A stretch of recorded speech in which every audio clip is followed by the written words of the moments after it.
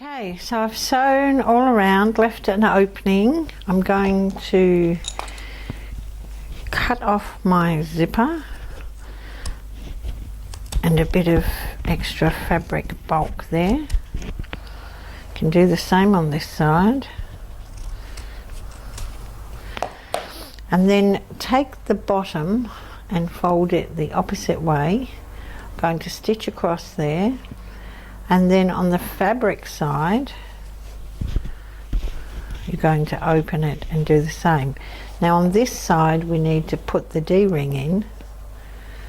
So I'm going to just pop that in there. Line up the pin with the seam.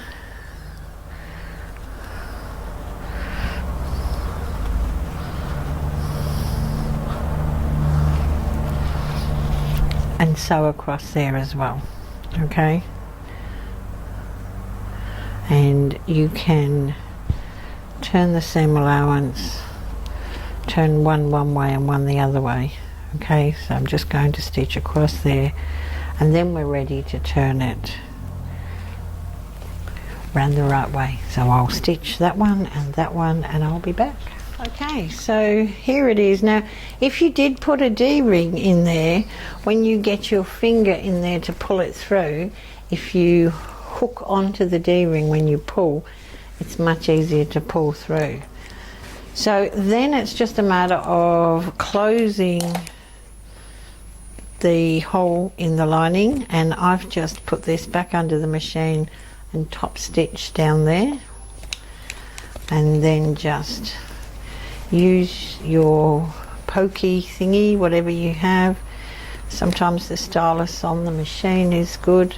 This is a bone folder, and you want to make sure you push out that end of your zipper, and you'll see then you've got a really nice finish. The zipper just disappears into the end, and there you are, good to go. So you can bling it up, you could make some beads, or you can just leave it like it is, and it's ready to put your mask in. And this now is going to match with the hand sanitizer bottle. Okay, so I do need to put a strap on here, which I will make, but you can do that. I still haven't decided how long I want this, so until I do, I have some of these really big chunky parrot clasps, and I'll put something like that on the end there.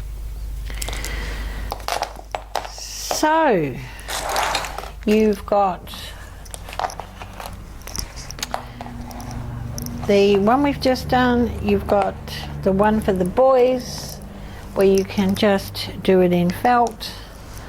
You can box this out if you want to, make it square, whatever suits you. You know, you get to this point and you make a decision whether you want to or not. So that's that for now. We'll be back with you shortly to show you one more thing.